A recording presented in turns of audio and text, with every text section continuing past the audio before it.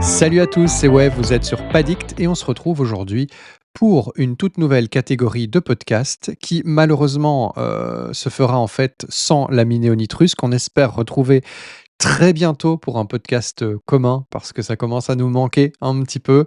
Et puis voilà, donc aujourd'hui, le principe de cette nouvelle série de vidéos, eh bien, c'est tout simplement, en fonction de l'actualité ou de mon envie, de vous présenter des magazines rétro japonais pour vous montrer un petit peu ce qui se disait à l'époque sur nos jeux préférés. Donc en fait, c'est redécouvrir la sortie de nos jeux favoris, mais du point de vue japonais, hein, pour explorer cette autre culture. Voilà, j'espère que le concept vous plaira. En tout cas, moi, ça me passionne et j'ai eu envie d'essayer de le partager avec vous.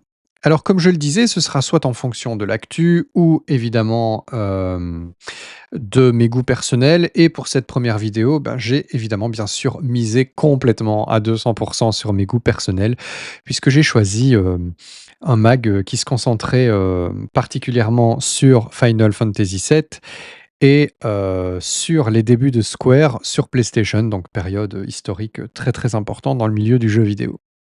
Alors si, vous avez suivi nos podcasts et je vous les recommande et si vous avez évidemment suivi le tout premier, eh bien, vous savez que Final Fantasy VII est mon jeu préféré et que Squaresoft, période NES, Super NES, PlayStation, était, ma compagnie, favorite de tous les temps. Donc je ne pouvais pas commencer cette nouvelle série sans aborder évidemment, Final Fantasy VII ou Square. Donc voilà, c'est un choix un petit peu égoïste, voilà, un petit peu «dirigé» entre guillemets, mais qui me fait vraiment plaisir. Alors on va, commencer par regarder évidemment, la couverture et sur cette couverture, qu'est-ce qu'on voit? Beh, d'abord évidemment le titre, du magazine, The PlayStation. Donc comme l'indique son nom, The PlayStation, c'était un petit peu l'équivalent, de notre PlayStation Magazine. Donc c'était, un magazine japonais, exclusivement dédié, à la PlayStation. Voilà. Donc il s'agit du numéro, 33 qui a été publié le 9 août 1996 et qui était vendu à l'époque au prix de 490 yens. Alors on va voir un petit peu la couverture. Alors cette couverture, fameuse couverture que je trouve, magnifique. Alors c'est pas, un artwork, officiel, hein, comme beaucoup de magazines de l'époque, Famitsu et cetera, pour ne citer que lui. Il y avait des illustrateurs, bossant pour, le magazine qui réalisaient, des illustrations personnalisées et donc on en a une ici, au sujet de Final Fantasy VII. Alors ce que j'aime bien, c'est que donc FF7, c'est un jeu assez, cyberpunk, assez, comment dire? Avec, une esthétique, très particulière, un petit peu, futuriste, comme ça et cette illustration, en fait, elle est plutôt dans le ton, je vais pas dire de ce qu'a fait, Amano, en designant les personnages de FF7 personnellement, mais plutôt, voilà, qui est dans le ton des anciens FF et FF6 notamment et donc il y a un petit cachet un petit peu spécial que j'aime bien. Donc on y voit Cloud et Aerys et un chocobo. Voilà, donc j'aime bien cette illustration, je la trouve vraiment super, super élégante et ça devait être vraiment classe, d'acheter ce magazine à l'époque. Alors, sur la droite, on a une, très grande annonce sur laquelle il est noté donc, «Annonce des nouveaux jeux de Square» et à savoir donc, ben, l'arrivée de Square, sur PlayStation avec, toute une nouvelle, gamme de jeux. Donc autant dire que, c'était, l'événement, du moment, hein. Imaginez, on quitte, la Super Famicom, on arrive sur PlayStation et là, il y a toute une variété de jeux qui sont annoncés. C'est vraiment ça devait vraiment être quelque chose. Alors, évidemment, quand on a vu arriver FF7, ou même Tobal, en fait, on savait pas trop ce que c'était, hein. Square, à part vraiment quelques passionnés hardcore, ou ceux qui lisaient les magazines, mais disons que c'était pas trop chez nous, donc ça avait pas le même impact non plus, hein, donc voilà. Alors les jeux qui sont annoncés, eh bien on avait Saga Frontier, Final Fantasy Tactics, pardon, Bushido Blade, Zauber, aucune idée de ce que c'est, Tobal numéro 1 et évidemment Final Fantasy VII. Alors on le découvrira, dans le magazine, mais pour ce jeu qui s'appelle Zauber, je n'ai, aucune idée, de ce que c'est. Je suis pourtant, un fan de Square, mais je voilà, je connais pas. Bon bref, on peut pas tout savoir, hein, donc voilà. Alors, ces titres étaient donc vraiment, très, très attendus à l'époque, avec Final Fantasy VII en tête, Saga Frontier en deuxième position, hein, qui était le nouvel épisode de Saga, donc Romancing Saga, Final Fantasy Legend, et cetera. Final Fantasy Tactics, évidemment, qui était le successeur spirituel de Tactics Ogre. Puis voilà, donc voilà. Alors, ensuite, on a d'autres annonces. À gauche, donc, il est écrit qu'il y a un dossier spécial sur les écoles de jeux d'été en 1996. Donc, bah, des écoles qui dispensaient des cours d'été pour les jeunes, pour apprendre le métier de programmeur. Voilà, pour ceux qui voudraient se lancer dans ce métier, il y avait ce genre de cours en été. Et puis plus bas, eh bien, on a concours original de Tekken 02. Alors, je suis pas du tout un spécialiste de la baston, donc je sais pas, je connais, bien sûr, Street Fighter 02 évidemment. Je savais pas qu'il y avait un Tekken 02 ou je sais pas si c'est le nom du concours en général, mais en tout cas, il y avait un grand concours baston, un grand tournoi, bah, avec Tekken, hein, manifestement, puisque c'est ce qui est écrit. Alors peut-être qu'il y avait aussi Street 02, je ne sais pas, je sais pas trop. On le verra en parcourant, le magazine. Et puis plus bas, bah, il est noté un poster géant original, de, Noël, je ne sais pas comment on prononce le titre, donc un jeu qui était sur Play, évidemment. Et qui était, si je ne me trompe pas, si je dis pas de bêtises, je suis pas un spécialiste non plus, mais qui était, je crois, un visual novel. On va voir un petit peu, de quoi il s'agissait, mais je pense que c'était un visual novel très, très célèbre qui peut-être était sorti sur Saturn, je sais pas, à vérifier. Voilà, et donc ben, on va se lancer, immédiatement, dans, le magazine en tel quel, hein. Donc on va peut-être pas, tout traduire, hein, parce que sinon ça va faire une vidéo de 10 heures, mais en tout cas on va parcourir et commenter, ce qui est, le plus important, voilà.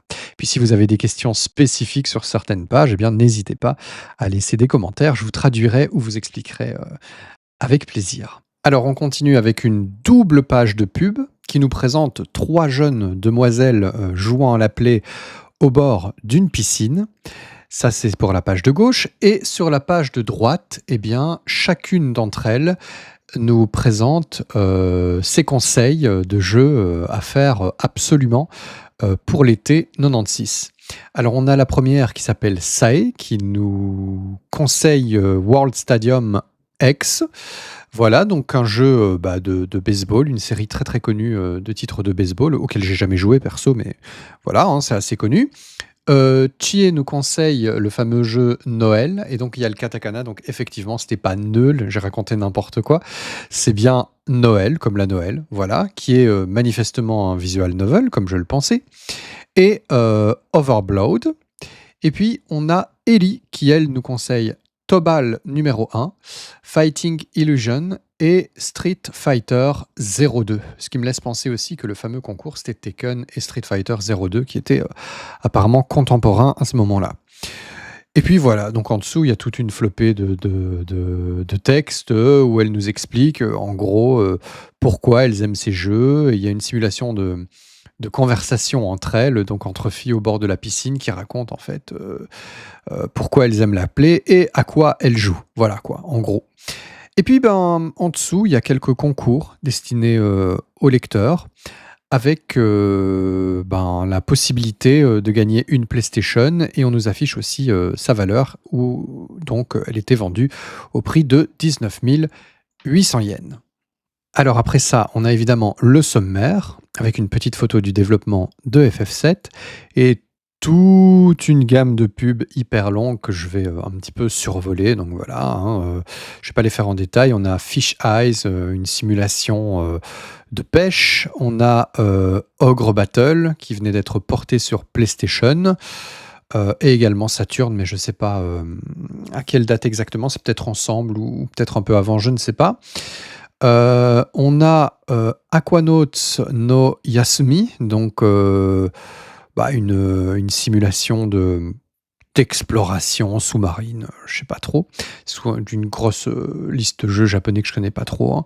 Macross Digital Mission VFX, voilà. Une pub pour Ark the Lad 2 qui était annoncée comme sortant le 1er novembre. Ark the Lad, donc une série de tactical RPG, très, très réputée. NFL Game Day, voilà. Total NBA 96. Une pub consacrée, aux jeux de sport, voilà. On a ensuite une double page sur Overblowed. Puis, une page sur, Kensei, qui est un jeu de boxe, voilà. Avec, en dessous, toute une liste de jeux, recommandés. On a, un jeu de golf aussi, voilà. Bon, d'autres trucs, Melflana, je ne sais pas trop ce que c'est, voilà. Ça a l'air d'être un RPG, je connais pas, tiens, faudrait que je me renseigne. Puis, là, on a une double page de pub sur, Street Fighter 02. Alors c'est amusant parce que c'est noté, cet été, les sakura fleurissent. Donc je suppose que c'est une référence au personnage de Sakura puisque, sur la page d'après, il y a, si vous voulez, encore une fois la revoir, en gros, il faut acheter, Street Fighter 02. Donc je sais pas, il y avait peut-être tout un fantasme autour du personnage de Sakura, je sais pas. Après les japonais aiment bien les collégiennes comme ça. Je suis pas, un pro de la série, donc je ne sais pas s'il y avait tout un mythe autour de ce personnage, mais en tout cas, elle est mise très, très en avant et vu que la pub est focalisée sur elle, je suppose que c'est l'argument de vente principal, voilà. Voilà, on enchaîne, sur les pubs. Il y a une petite demi-page consacrée à Persona.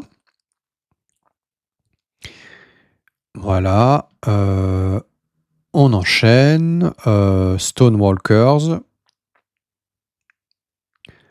Voilà. Fameuse pub pour, le visual novel Noël avec, le nom des doubleuses, donc je suppose qu'il y avait un casting assez célèbre. On a ensuite une pub, pour, le portage de Doom sur PlayStation.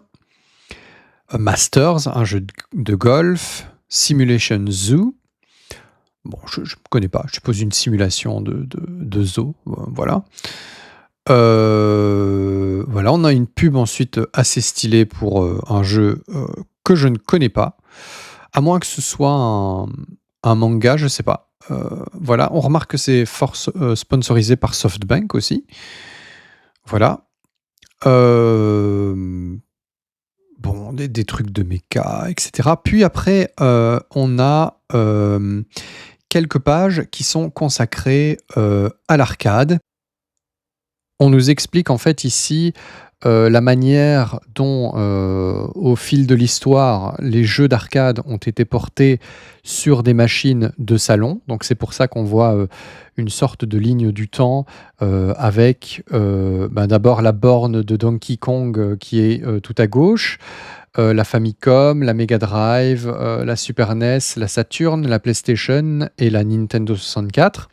Et on voit, les conversions, emblématiques, hein, donc comme je le disais évidemment la borne de Donkey Kong, mais aussi, Space Harrier, Street Fighter évidemment, Ridge Racer, Tekken et cetera.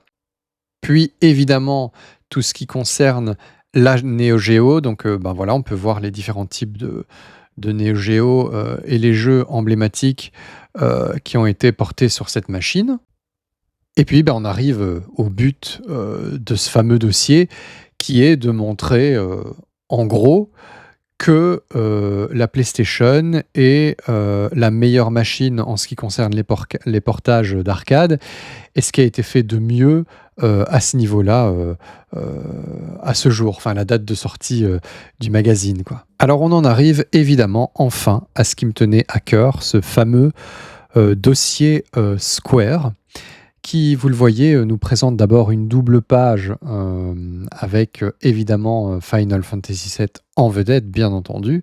Donc Cloud face, au bâtiment, de la Shinra, image emblématique. Avec, sur la page de gauche, une inscription, qui se traduit littéralement par, «Il y a un grand bruit, dans la montagne, les 4 nouveaux titres de Square». Donc ça signifie, en fait, ça va faire un foin de ouf, quoi. Enfin, ça fait, ça va tout bousculer, l'arrivée des 4 grands titres de Square. Et là, donc en fait, sur, ces fameuses, pages, on peut voir des extraits de jeux. Donc, tout en haut, Bushido Blade, puis, donc où c'est indiqué que c'est un combat d'arts martiaux, japonais.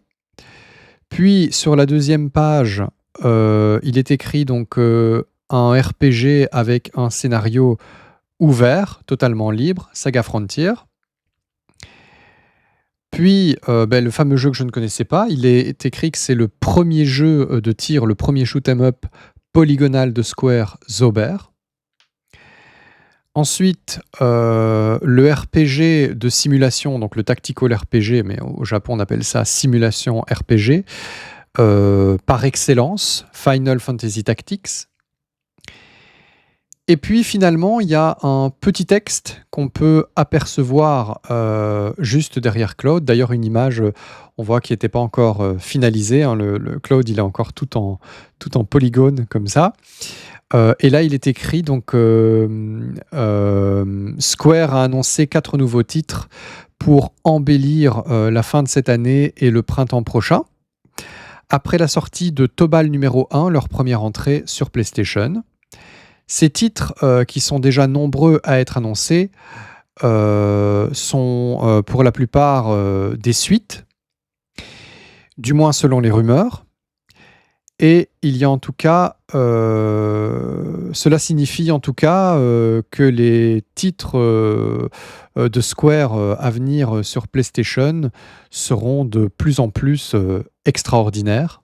Bref, ça c'était, franchement, de l'annonce, en bonne et due forme, quoi. Ça envoyait du lourd. Donc quand on se resitue dans le contexte de l'époque, ça devait faire vraiment, vraiment mal. Donc voilà, j'aime bien et maintenant, on va se parcourir un petit peu, ce fameux dossier. Bon alors pour la suite, on a une première page, où on peut voir, effectivement, quelques titres à l'honneur, dont notamment, Bushido Blade et Tobal. Alors, il faut savoir que, comme je l'ai déjà dit, Square, donc période, NES, Super NES, PlayStation, c'est vraiment, ma compagnie de jeux vidéo, favorite, de tous les temps, quoi. Donc, je jubile vraiment en lisant ce dossier. Alors on a un grand titre, tout en haut de la page, qui est «Comme je les aime». Ça signifie, «Les jeux de Square vont-ils conquérir le monde?» Voilà. Voilà, hein, alors, en juillet de cette année, donc Square a annoncé son entrée sur PlayStation et la sortie de son jeu phare Final Fantasy VII. Cela marque la fin de l'exclusivité de Square avec Nintendo et la société se lance, désormais sur le marché mondial du jeu vidéo. C'est-à-dire que voilà, ils vont, exporter leurs jeux en Occident et cetera. Les réactions, des utilisateurs de PlayStation sont favorables et les attentes sont élevées pour les prochains titres de Square. Cette annonce devrait également stimuler la diffusion de la PlayStation, c'est clair que ça l'a stimulé, et renforcer la position de Sony sur le marché. Là aussi, c'était bien visionnaire. En réponse à cette annonce, le développement, du RPG de Square Final Fantasy VII progresse très rapidement. Et puis en dessous, donc il y a un petit truc sur Tobal. Donc il y avait un événement spécial Tobal numéro 1 Super Battle Stage confirmé. Donc apparemment, c'est un grand événement tournoi autour de Tobal. Donc pour célébrer la sortie du jeu de combat 3D le plus puissant de cet été, Tobal numéro 1, des événements seront organisés dans 2 lieux, à Tokyo et à Osaka. Les utilisateurs ayant acheté Tobal numéro 1, la veille ou le jour de la sortie, pourront participer à cet événement. Les participants recevront des souvenirs comme des t-shirts ou des posters originaux et des concours de jeux et de stands de Janken, donc pierre, papier, ciseaux, sont également prévus. Alors ne manquez pas cette occasion. Et au programme de l'événement, 10h, 12h30, stand de démonstration de Tobal numéro 1, 12h45, 13h30, tournoi, 13h45, 14h30, conférence spéciale autour de Tobal numéro 1, 14h45, 16h, un stand de bataille de Janken, donc pierre, papier, ciseaux, 16h15, 17h, encore un tournoi, 17h15, 18h, stand de démonstration de Tobal numéro 1, 18h15, 19h, conférence spéciale autour de Tobal numéro 1. On arrive maintenant au sommaire de ce dossier Square. Et je vais vous traduire un petit peu ce qui est écrit. Donc d'abord, à propos de Final Fantasy VII, comme vous le voyez, il est écrit Playing. Donc en fait, ce magazine était fourni avec un CD, exactement comme on avait dans le PlayStation Magazine, hein, chez nous en Belgique. Et donc il y avait une démo jouable et différentes vidéos. Et donc cette démo jouable, bah, c'était en fait Final Fantasy VII. Alors on va voir ça. En attendant la sortie de Final Fantasy VII, essayons la démo. La démo nous donne accès à l'opening du jeu, y compris la fameuse cinématique d'introduction. Dans cette version, vous pouvez jouer jusqu'à la fin du premier boss du réacteur Mako. Bien entendu, certaines fonctionnalités seront limitées par rapport à la version complète. Mais cela vous permet d'avoir un avant-goût de l'univers et du gameplay. Appuyez sur le bouton de démarrage et plongez dans l'univers de Final Fantasy VII. Les fans de longue date et les nouveaux venus sont tous invités à essayer cette démo et à découvrir pourquoi ce jeu est tant attendu. Ne manquez pas cette occasion, essayez la démo de Final Fantasy VII dès maintenant. Donc voilà, il faut imaginer ce que ça devait être d'avoir cette fameuse démo dans le magazine. Ça devait être franchement quelque chose. Alors ensuite, on arrive à Saga Frontier. Donc là, ce sont plutôt des vidéos, d'accord. Donc Saga Frontier est un RPG riche en scénario où plusieurs personnages principaux ont chacun leur propre quête et histoire à découvrir. Le système de combat unique et les fins multiples vous tiendront en haleine. Ce jeu offre une grande liberté d'exploration et de développement des personnages, rendant chaque partie unique. Si vous aimez les RPG avec des récits profonds et variés, Saga Frontier est un incontournable. Puis on a Final Fantasy Tactics, plongé dans le monde stratégique de Final Fantasy Tactics, où les batailles tactiques en tour par tour et la gestion de votre équipe sont au cœur du jeu. Chaque décision peut faire la différence entre la victoire et la défaite. Avec son système de classes complexe et ses intrigues politiques, ce jeu est un must pour les fans de stratégie et de RPG. Puis Bushido Blade. Entrez dans l'arène avec Bushido Blade, un jeu de combat unique en son genre. Contrairement aux autres jeux de combat, Bushido Blade met l'accent sur le réalisme et la stratégie, où chaque coup peut être fatal. Les duels sont intenses et demandent de la précision et de la maîtrise. Pour les amateurs de combat authentique et tactique, Bushido Blade offre une expérience inoubliable. On passe ensuite à quelques pages qui sont consacrées à Tobal numéro 1. Donc en fait, ça se présente comme une présentation générale du jeu, et puis on voit en fait la fiche de chaque personnage avec une description, et puis la liste des coups qu'ils peuvent effectuer. Voilà. Alors je sais pas pour vous, Tobal numéro 1, honnêtement, c'est un jeu auquel j'ai pas vraiment joué, donc je le connais bien pour l'avoir vu dans les magazines, pour avoir vu des gens y jouer. Notamment parce que c'était designé par Akira Toriyama. Voilà. Après, j'ai jamais été spécialement, attiré par l'univers. Bien que ce soit Akira Toriyama, je trouvais les personnages pas franchement, très charismatique. Bon, le héros, OK, ouais, c'est du typique Toriyama, mais je veux dire, en fait, c'est tellement typiquement Toriyama que, je sais pas, ça me paraissait à l'époque déjà un petit peu, assez banal, même si le jeu est probablement super, même si je l'ai et qu'il faudrait que je le parcours un de ces jours. Mais je sais pas, bref, c'est pas vraiment le premier jeu, de Square, qui m'a attiré, quoi. Même s'il est probablement, très bon, mais je sais pas, je trouvais le casting un peu, ouais, voilà, quoi, je sais pas, un vieillard, un robot typique, une espèce de démon, une femme blonde hyper musclée, je sais pas, c'était un peu voilà. Et donc bref, on arrive ensuite, à une interview, des développeurs, en fait, enfin plutôt du staff, hein, que je vais vous traduire. Alors cette, traduction d'interview, elle sera, pour une seconde vidéo qui sera la deuxième partie de la découverte de ce magazine. Donc contrairement aux podcasts qu'on fait d'habitude avec Néonitrus qui sont assez longs, qui s'étalent sur 3 heures, je pense qu'ici, comme il s'agit aussi d'observer les pages de magazine, que c'est une vidéo, au format un peu différent, je pense que 30 minutes, ça me semble plutôt correct. Et on se retrouve très, très vite pour la traduction de cette interview et puis aussi, pour d'autres jeux Square et beaucoup d'autres articles très intéressants qui figurent dans ce magazine et que j'espère, vous allez, apprécier. Voilà, en tout cas, si, ce concept vous a plu, n'hésitez pas à liker, partager, pourquoi pas vous abonner, à notre chaîne Padict et on se retrouve, très bientôt pour la vidéo suivante. Salut!